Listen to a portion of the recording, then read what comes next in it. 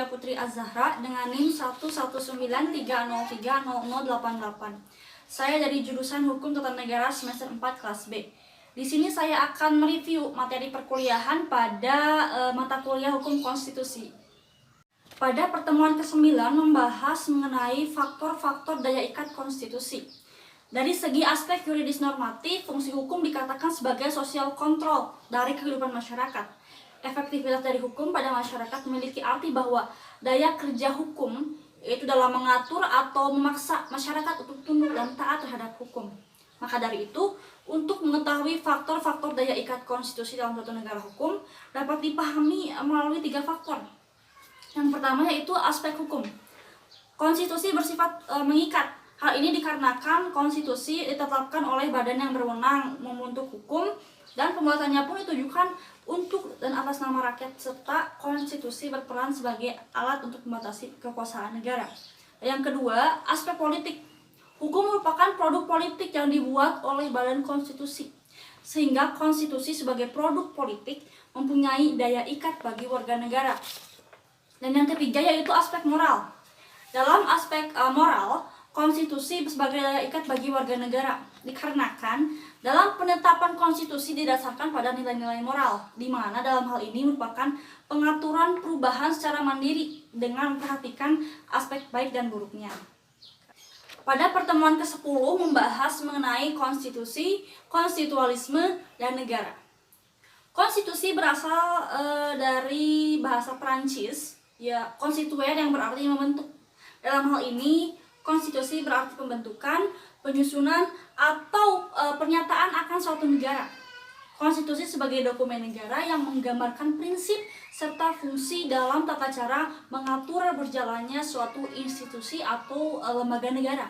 Sementara itu, konstitualisme merupakan sebuah pemikiran yang memaksudkan adanya pembatasan kekuasaan terhadap penguasa negara sehingga tidak menimbulkan abuse of power atau penyalahgunaan kekuasaan dalam penyelenggaraan pemerintahan suatu negara. Maka dari itu, konstitusi dan konstitualisme menjadi 2 hal yang melekat dan tidak dapat dipisahkan dalam sebuah negara. Selanjutnya, hubungan antara konstitusi dengan negara sangatlah erat. Hal ini dikarenakan tanpa adanya konstitusi, maka pemerintah tidak akan menjalankan kekuasaannya. Demikian sebaliknya, tanpa adanya negara, maka kita tidak akan mengenal konstitusi. Adanya konstitusi merupakan atas kehendak rakyat.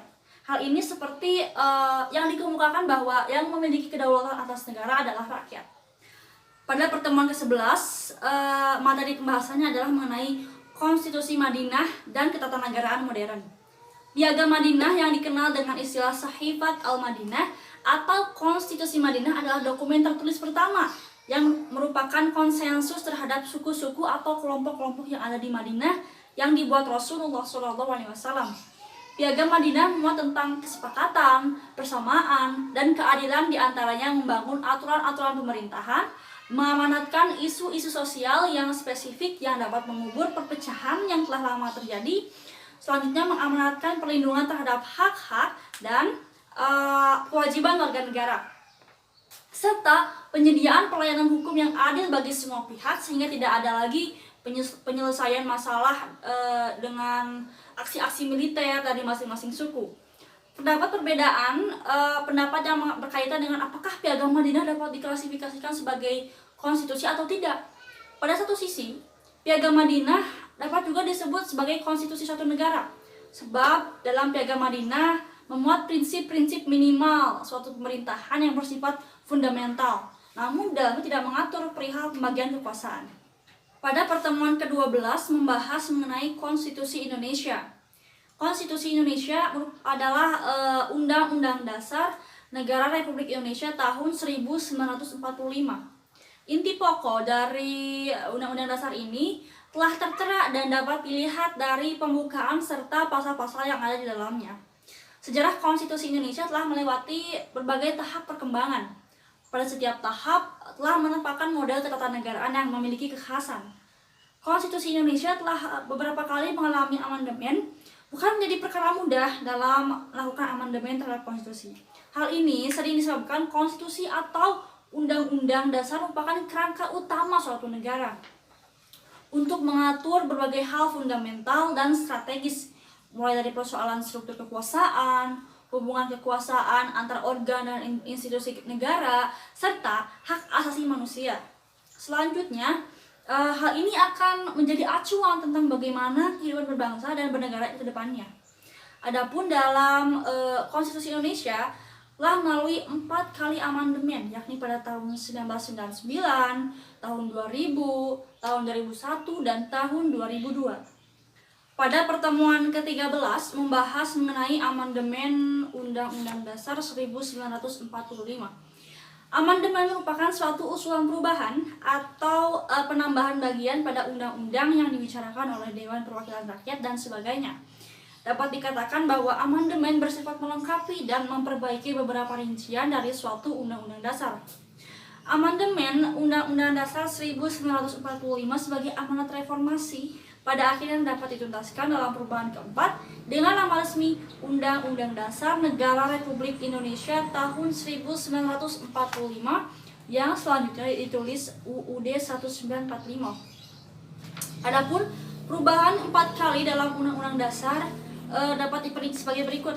Yang pertama, pada perubahan pertama ditetapkan pada tanggal 19 Oktober tahun 1999, berhasil diamandemen sebanyak 9 pasal.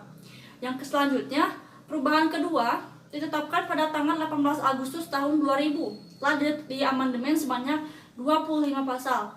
Perubahan ketiga pada Undang-Undang Dasar ditetapkan pada tanggal 9 November tahun 1999, berhasil diamandemen sebanyak 23 pasal. Dan yang keempat ditetapkan pada tanggal 10 Agustus tahun 2002, telah berhasil diamandemen 13 pasal serta 3 pasal aturan peralihan dan 2 pasal peraturan tambahan. Dan untuk pertemuan ke-14 membahas mengenai pengujian konstitusional.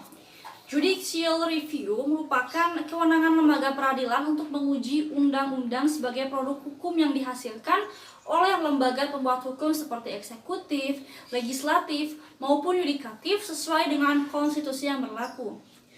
Judicial Review atau pengujian konstitusional undang-undang terhadap Undang-Undang Dasar 1945 yang diajukan kepada Mahkamah Konstitusi adalah untuk menilai kesesuaian antara produk hukum yakni undang-undang dengan undang-undang dasar yang didasarkan pada norma-norma yang tertulis di dalamnya. Umumnya, norma dikategorikan menjadi norma umum dan norma individual, serta norma yang abstrak dan norma yang konkret. Tujuan dari dilakukannya judicial review yaitu untuk melindungi hak asasi warga negara dari kesewenangan dalam penyalahgunaan kekuasaan membuat hukum oleh alat negara. Pada pertemuan ke-15 membahas mengenai HAM. Persoalan mengenai hak asasi manusia menjadi salah satu titik sentral dalam konstitualisme. Konstitusi memiliki peran yang penting dan tidak hanya sekedar memberikan jaminan dan perlindungan secara tertulis saja, melainkan menyediakan berbagai nilai yang digunakan oleh lembaga peradilan dalam interpretasi serta elaborasi hak-hak tersebut.